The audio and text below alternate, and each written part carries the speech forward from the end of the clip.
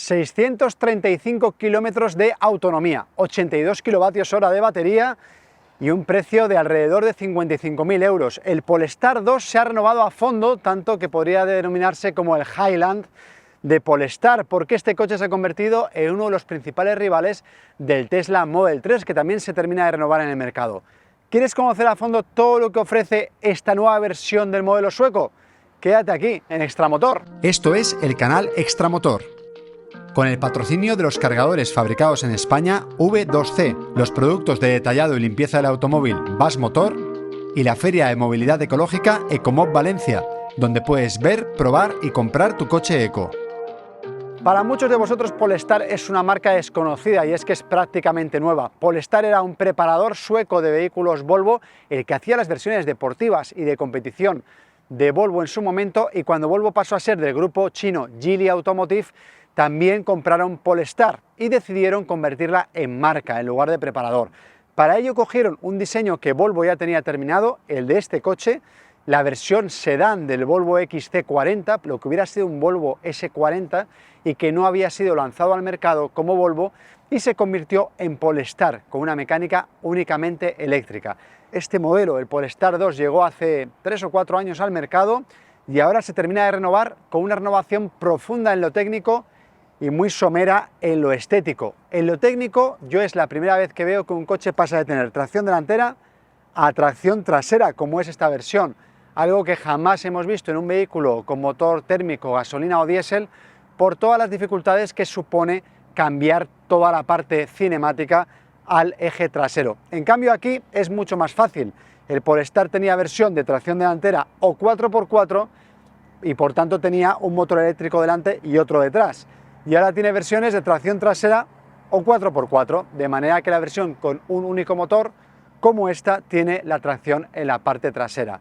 También tenemos más tamaño de batería y por tanto más autonomía, nada menos que 635 kilómetros en esta versión de batería grande y tracción trasera, que yo creo que es la más recomendable para comprar en España. Hechas las presentaciones, vamos a hablar del coche. Como veis, estéticamente apenas ha sufrido cambios, solo tenemos una parrilla delantera que ahora es cerrada y que lleva aquí tanto la cámara como los sensores de conducción, y también unas llantas de nuevo diseño. Todo lo demás son pequeños retoques que prácticamente pasan desapercibidos en un diseño que mantiene esta silueta de 3 volúmenes, pero con 5 puertas, un portón trasero que da acceso a un maletero de 410 litros y que se complementa con 40 litros más en la parte delantera, que vienen muy bien para guardar los cables de recarga.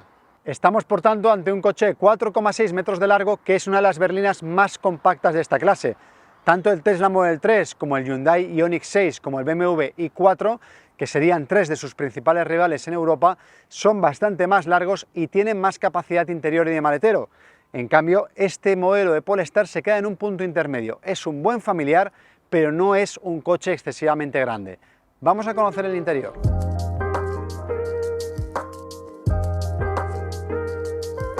Si tuviéramos que resumir en una única palabra el interior de este Polestar 2, yo creo que la palabra sería sofisticado. Y es que es un interior muy europeo, donde se nota que el diseño se ha cuidado hasta el más mínimo detalle. Estamos ante un diseño relativamente conocido, tanto que si tapamos el logotipo, todo nos suena a Volvo. Todas las tomas de aire, los botones, las palancas, todo es ya conocido en el fabricante sueco, que es el que se ha encargado de la ingeniería de este nuevo Polestar, que recordemos, la marca es sueca, tiene su equipo de ingenieros y de diseño en Suecia y fabrica los coches actualmente en China. Pues bien, en el futuro también lo harán en Estados Unidos, por cierto. Pues bien, en este caso tenemos un interior con una pantalla central vertical, yo creo que esa tendencia va a seguir muy potente en el mercado, y que además incorpora el sistema Google Automotive. Un sistema muy fácil para poder tener aquí nuestra cuenta de Spotify, nuestra cuenta de Google, los mapas de Google Maps, etc. Además de esta pantalla vertical muy fácil de utilizar, tenemos una gran pantalla detrás del volante, y es algo digital, con los números muy bien puestos, con toda la información muy bien puesta, y es algo que agradecemos los usuarios que vamos a pasar de un coche de motor térmico a un coche de motor eléctrico. Aquí en esta unidad tenemos asientos calefactados y ventilados, y por ejemplo Polestar mantiene esta pequeña palanca muy bonita de diseño que nos da acceso a el cambio de marchas, que como sabéis en los eléctricos es solo de una velocidad, adelante o atrás, pero se controla como toda la vida, por medio de una palanca. Entre los detalles que podemos encontrar opcionales está este techo de cristal que no se puede cubrir con una cortina, pero que aísla bastante térmicamente, y algunos detalles más como el sistema de sonido Harman Kardon o la tapicería de cuero, que también es una de las opciones que se integra en un paquete de nada menos que 4.500 euros, que para muchos clientes puede valer la pena. Vamos a conocer las plazas traseras.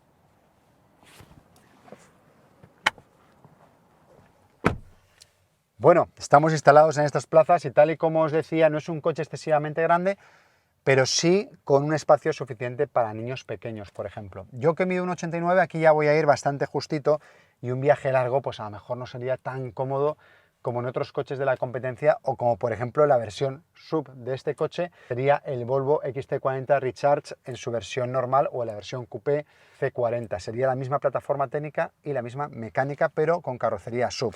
Es curioso que el mismo desarrollo lo venda una marca en versión berlina como Polestar y otra marca en versión sub como Volvo. En este caso estamos ante unas plazas con un buen espacio, la banqueta queda un poquito baja, la parte de las piernas no apoya tanto como en otros coches, y el espacio es, bueno, correcto, no es muy amplio, pero tampoco es estrecho. Tenemos un túnel central muy amplio, porque aquí van alojadas parte de las baterías, tenemos salidas de aire, asientos calefactables y una toma de corriente para un par de USBs de tipo C. La calidad es lo que más destaca. Aquí vemos que todo está muy bien terminado, todo está muy bien hecho, los asientos, todos los acabados y todos los detalles son de estándar europeo premium, lo que sitúa a Polestar en esa parte del mercado. Es un modelo con una calidad más alta de lo habitual en el mercado, y por tanto que podemos considerar que es un coche premium, no solo en cuanto a calidad de materiales, sino también en cuanto a lo cuidado que está el diseño en todos los detalles. Una de las cosas que más me gusta a mí de este Polestar 2 es que tenga portón posterior en lugar de una tapa de maletero convencional. Nos da acceso a un maletero que no es muy grande, tiene solo 410 litros, pero sí que es muy utilizable porque es muy largo y muy ancho. Donde no tiene mucha superficie es en altura, y por tanto cargar maletas o cargar, por ejemplo, algún bulto grande va a ser más fácil. Debajo de su superficie tenemos un espacio adicional bastante amplio, que yo creo que no lo han metido en el cubicaje. Tenemos un porta objetos largos o un porta esquíes, y por supuesto los asientos completamente reclinables. Como veis, el portón es eléctrico y la estética de la parte trasera es muy limpia, con la matrícula en la parte inferior y toda esta línea de luz que recorre la zaga de una forma muy cuadrada, que da más impresión de anchura. Cuanto más a los lados nos llevamos las luces de un coche, más impresión de anchura da, en un coche cuyo diseño, como veis, no es estrafalario, no es diferente, no se aleja mucho de lo que conocemos hasta ahora en el mundo del automóvil, sino que simplemente es un coche con mecánica eléctrica, pero con un diseño más bien convencional y con ese toque premium que le ha sabido dar Polestar a este modelo. Vamos a ver el maletero delantero para guardar los cables, porque a mí me gusta que los coches eléctricos muchas veces no vamos a utilizar el cable, pero tenerlo guardado en un sitio donde sabemos que para cualquier emergencia o cualquier cargador que no tenga cable autónomo podamos utilizarlo. Como veis, la apertura del capó es como en los coches que tenían antes aquí la mecánica, pero aquí nos encontramos con, a ver si lo podemos abrir fácilmente, aquí está. Bueno, por suerte el capó está amortiguado. Tenemos un espacio de 40 litros donde aquí tenemos el cable puesto sin enrollarlo bien y sin mayor dificultad. Es decir, no nos va a hacer falta hacer un pequeño ovillo con el cable para que quepa, sino que simplemente cabe bien y podría también caber hasta el cable tipo Suco. Por cierto, aquí también está el kit de reparación de pinchazos, como veis, muy bien hecho, muy bien envuelto, muy bien preparado. Se nota esa sofisticación en el diseño de la que os hablaba. La verdad es que en el Polestar 2 ha habido muchos cambios y, por ejemplo, el motor, que antes, si no me equivoco, rendía unos 230 caballos, ahora rinde 299 caballos. Y es un motor que ya fabrica Volvo, es decir, Volvo lo está fabricando para sus modelos, para el XC40 y también para Polestar. Y es algo que permite tener más potencia y menor consumo. Cuando los fabricantes de automóviles ponen toda su ingeniería a desarrollar cualquier tipo de mecánica, sea térmica o sea eléctrica, como es el caso, se nota mucho porque va avanzando bastante pues toda la tecnología. Ese es un dato importante porque muchas veces no sabemos cuál es el momento adecuado para dar el paso al eléctrico. Eso depende de cada cliente, de cada uso, de cada consumidor.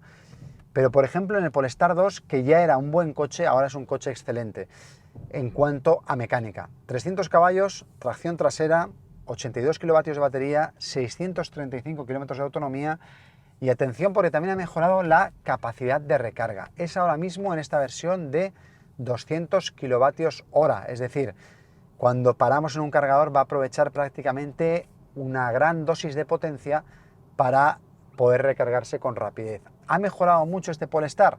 Sí, pero no solo sobre el papel técnico, sino que también en la conducción.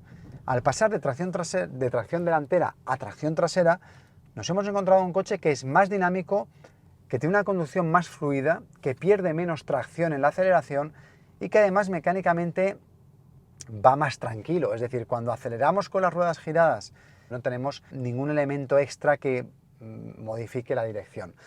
Se han aplicado algunas mejoras más en el chasis y en la mecánica, pero realmente esas son las más importantes. ¿Qué tenemos ahora? Un coche que funciona muy bien, funciona mejor que antes y que tiene más autonomía y menor consumo. Menor consumo sobre todo gracias a la mecánica. Este es un coche que aerodinámicamente es bueno, pero no es óptimo del todo. Por ejemplo, no tiene las manetas de las puertas enrasadas, ni los paragolpes son tan lisos como en otros modelos nacidos puramente eléctricos. Este coche solo se vende con mecánica eléctrica, pero en el diseño original también estaba pensado para equipar motores de gasolina e incluso híbridos enchufables. Pero hay modelos de esta categoría que son puramente eléctricos, como el Tesla Model 3 o el Ioniq 6, y tienen más eficiencia aerodinámica. Eso significa que en carretera, a partir de 100-120 por hora, van a tener un menor consumo en kilovatios del que tiene este Polestar. En este modelo hemos hecho varios viajes, no hemos sacado un promedio exacto, pero estamos rondando entre los 17 y los 22 kilovatios hora cada 100 kilómetros. Es una horquilla muy grande, pero también corresponde a los trayectos que nosotros hacemos habitualmente. Por cierto, dinámicamente estamos ante un coche de tacto muy europeo, en el buen sentido de la palabra. Es un coche confortable, pero que sujeta bien la carrocería. Un coche con un tacto de frenos muy bueno, con un tacto de dirección muy bueno y con una suspensión muy buena. Tiene 3 tipos de recarga que a mí me gustaría que se controlaran mediante levas, pero se controlan desde la pantalla central, donde están muchos de los controles y mucha de la información que tiene este coche. También tiene un planificador de rutas muy buenos. Por ejemplo, ahora mismo nuestra batería marca un 81% y 440 kilómetros de rango. Nos pone aquí que cuando lleguemos a las provincias tendremos un 78%. Pero vamos a hacer una prueba. Ok Google, ir a Diario ABC, Madrid. Como veis, al darle esa orden nos dice que vamos a tener que recargar y nos sugiere la estación de Motilla de Palancar, porque hay un cargador Thunder de 300 kilovatios. Por tanto, allí tendríamos que parar 19 minutos. Y después, cuando lleguemos, nos sugiere cargarlo al llegar, porque llegaremos con un 10% de batería. En total, tardaríamos 4 horas y llegaríamos con un 10% de batería, parando esos 19 minutos en la zona de recarga incluido. Es un planificador de rutas de los mejores del mercado y nos permite pues saber perfectamente cómo vamos a ir durante el camino. Vamos a hablaros un poco de la gama de este coche, aunque sabéis que los precios van variando. Acaba de salir al mercado esta versión año 2024 y cuesta la versión original unos 51.000 euros con una autonomía aproximada de 530 kilómetros. Esta versión, que es la de mayor autonomía, tiene más batería y más potencia y cuesta unos 55.000 euros. Y es la versión que a mí me parece más interesante por 2 motivos. Porque el salto entre la versión normal y la de gran autonomía es de unos 4.000 euros, no es un salto demasiado grande.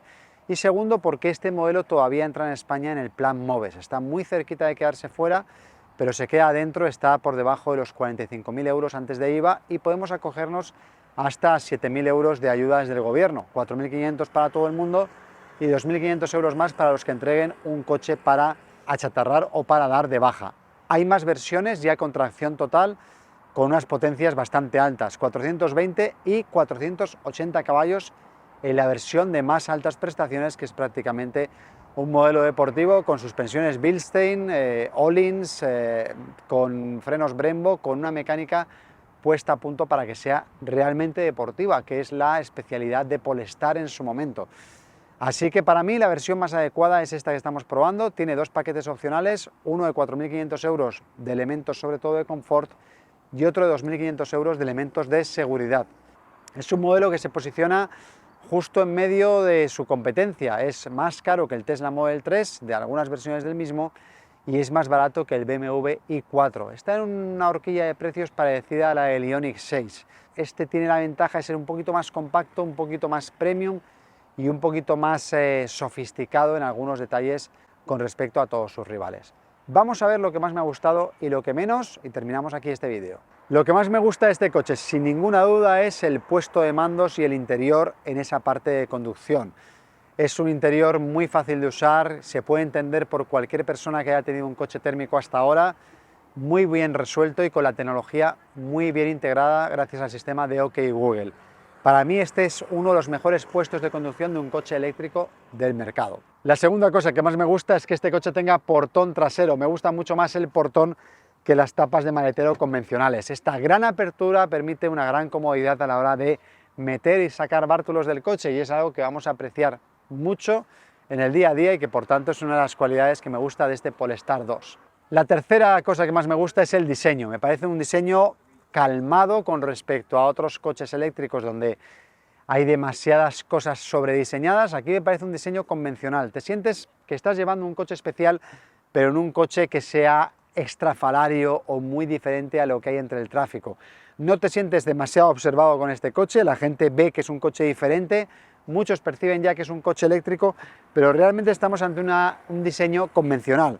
Faros, parrilla, capó, proporciones son las de un coche térmico como los que hemos conocido hasta ahora. Y eso, aunque sea contradictorio, a mí, como gusto personal, me parece un acierto. Cosas que no me gustan o que me parecen criticables de este coche, pues por ejemplo el espacio en las plazas traseras no es el más amplio para un coche de este precio, de este valor. Normalmente en la gama Volvo, por ese precio, pongo Volvo porque es el ejemplo de esta marca, por ese precio tenemos acceso a modelos más grandes en las plazas traseras que este y por tanto no es un coche tan familiar como otros coches de este rango de precios. Tampoco me gusta que no haya una versión familiar, no está pasando mucho en los coches eléctricos porque tienen peor aerodinámica y peor rango. Y lo último que no me gusta mucho es el volumen de carga, son 410 litros, muy aprovechables eso sí, pero cuando vamos de viaje a lo mejor podemos echar de menos ese extra de maletero. Otro detalle final es que el coche ha subido de precio con respecto a la versión anterior. Ahora estamos en un precio mínimo de 51.000 euros y es que todavía cuesta mucho cambiarse a eléctrico porque el salto de precio es alto.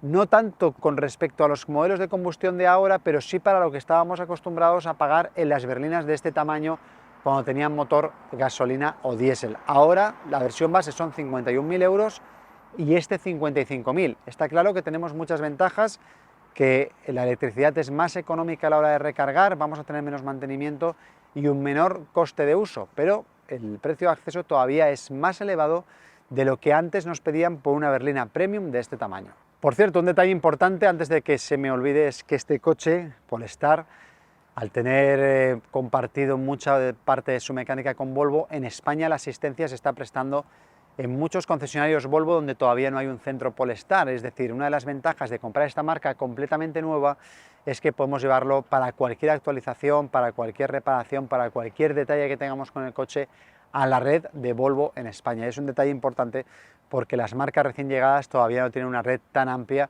como las que ya están establecidas, como es el caso de Volvo. Bien, pues hasta aquí nuestra prueba del nuevo Polestar 2, un coche que a mí me ha gustado mucho por cómo se conduce, mucho por lo fácil que es manejarse en su interior y que me parece una muy buena opción de compra para los que estéis buscando una berlina de prestigio eléctrica y con una muy buena autonomía. Si quieres más pruebas como esta, ya lo sabes, dale al like, suscríbete y ponnos cualquier duda aquí en los comentarios porque vamos a intentar responderlas todas. Estás aquí en Extramotor.